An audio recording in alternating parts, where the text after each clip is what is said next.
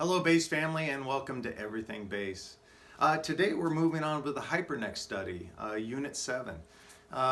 Seems like hyperneck studies videos have really been resonating with at least a pretty significant number of you guys. I've had some great comments, I've had some great emails, so thank you for that. I'm glad that this exercise is maybe helping you learn the fingerboard better, getting your shifting better, getting your string skipping better. It's called hyper neck study because it's really getting you to fully utilize your neck and being able to navigate it more efficiently than maybe you have before. And today's a tricky one. And initially designed for 4-string bass, you can do this for 5, 6, 7-string bass, no problem. But what you're doing now, and we're back to the key of C, so all natural notes. But on a 4-string bass, you're going to play on the E string, you'll play the F, G, A. So all whole steps. But again, we're only playing the key of C, which means no sharps and flats. So we're playing all natural. F, G, A.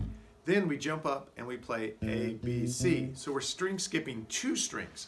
And that's challenging at first. So at first, please don't get frustrated by trying to go too fast. That's the #1 mistake that I made when I first started doing this. I created this thing. But you have to slow down. You have to take your time.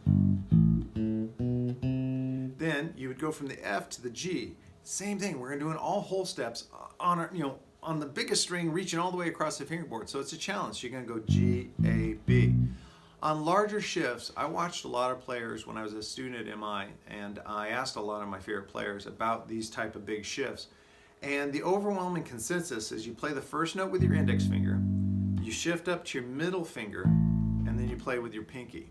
Some guys will try to go like this, and that's not helpful, or they'll go like this and then shift up. But it seems like it's more quick to use that middle finger as a pivot, if you will. So we're playing the G, A, B, then you go up and you play the B, C, D. And likewise, you know if you followed along the hyperneck study, we're just moving up the fingerboard one note at a time in the sequence. In this case, every natural note, F, G, A, B, C. And we're executing that in that hand position, in this case on the E string and the G string. So one thing that's interesting about this, all these little revelations come through by doing these exercises. And one thing that really helps on this one is whatever note you end on the E string, F, G, A, is the note you start on an octave higher on the G string, A, B, C. So if I go G, A, B, I go to the B here. Those little things, again, reinforce a new way to look at your fingerboard. Hopefully cement those notes in the neck so that you don't need exercises like this in the future, that you just know the notes of your neck.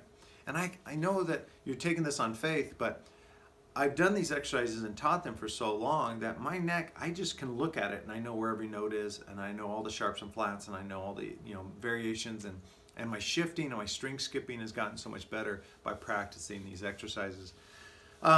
So just, for however, like for a week, maybe stick with Unit 7 hyperneck study and just practice this. If you do have a 5, 6, or 7-string bass, try doing it just with your E and your G string for a week until you get it smooth. Then move those all around, move that around so you could go from the B string to the D string or something like that, whatever you feel you want to do. But I think it really is a great exercise, and there's so much fruit on this vine that just stick with it. Don't get frustrated. It's great to play it slowly. Don't even think about a metronome. Just get it down, and remember what I said from the earlier units. If you say the notes as you play them, you'll memorize them faster. If you just think the notes, somehow it doesn't imprint, and it's not as easy to recall. So I encourage you to do that. So moving on to our Encore item. Today it's Gary Willis, one of my favorite bass players on the entire planet throughout all time in the universe and space and continuum and the microverse, everything. Gary Willis is just amazing, inspiring in every possible way. He had his first solo album was called No Sweat, and that's what we're featuring today as the Encore item. So Gary had played with on several other people's recordings. He of course played with Tribal Tech, one of my favorite bands of all time.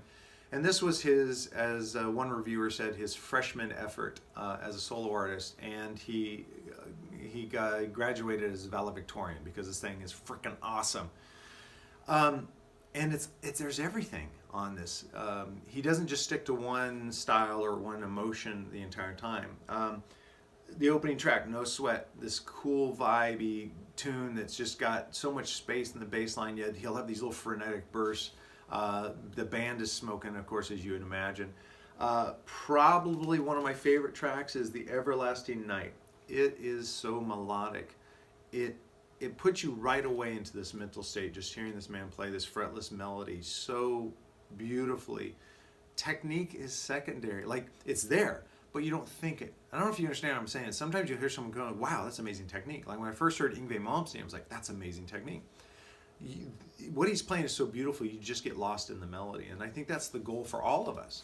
Even though what we're doing might be technically extremely challenging, we don't want people to go, hey, wow, that's cool technique. We want people to say, wow, that's beautiful, or that's powerful, that's exciting. We want them to catch the emotion, not necessarily the technique. And that tune, you can just loop that tune and it'll put you in a great space. But I think my favorite track on the entire album is Knothead. Knothead is electric funk. But not in like a P-funk sort of way. It's just a funky groove that, I don't know if you could not move a body part while listening to this. It's that cool. It's that motivating. What an amazing song. If you guys want next level ear training, then try to transcribe his bass lines on this. It really stretch you, and it's really not so much melodically, although it might, but rhythmically, trying to figure out where he's placing those accents and where he's putting the rest. I think it's a great exercise. If you're new to your training, don't do it. It might discourage you, and I don't want that. But if you're looking for a challenge, transcribe Knothead. Man, amazing, amazing album, and easily available. You may even just want to go to his website and check it out, or you can download it. I believe I got mine on Amazon. So that's it. Gary Willis' No Sweat, Hyperneck Study Unit 7. I hope this whole concept of putting these short one-topic videos are helping you guys. Let me know what you think. Let me know if I'm missing a topic. Believe me, I have a huge syllabus because this is going on for years and years, I hope. And but I don't mind rearranging the order. So if you're like, hey, what about this? And I'm thinking, oh, I was going to do that in the next phase. I'll move it forward. I don't care. I just want to make sure I'm addressing what you guys need when you need it. And I'll always do my best to do that. So it'd mean the most to me if you guys could just take a moment and hit the thumbs up down there on the video. It does help grow the channel. And also, if you haven't subscribed to the YouTube channel, that's free. Just hit the subscribe button, tap the little bell icon, and you'll be notified every time I put up a video. I try to upload, I haven't missed a weekend yet. I upload videos, usually between 5 to 10 videos every weekend. And you'll be notified when they are there. I don't upload during the week normally, but I put them up on the weekend, and then weekday nights I comment and I add content on our other social networking groups. But that's it. I'd love it. Please join the Patreon family supporters. That means a lot to me also, both just emotionally and financially. Having your financial support allows me to do things. I've already bought a new mic to be able to mic the cabinet, a new mic for me so you guys will hear me better. And hopefully I'll get a better audio content to you. But that's what I'm hoping to do, is grow the channel, make it more valuable to you, and grow a community where we all feel we can share ideas. I love it. Please take the time, do what I ask, if you don't mind, so that we can get our content up and get more subscribers. Also, share the video with people that you know might enjoy it and might want to join this community. All this stuff is good. I thank you so much for spending some time with me, and I'll see you on the next video.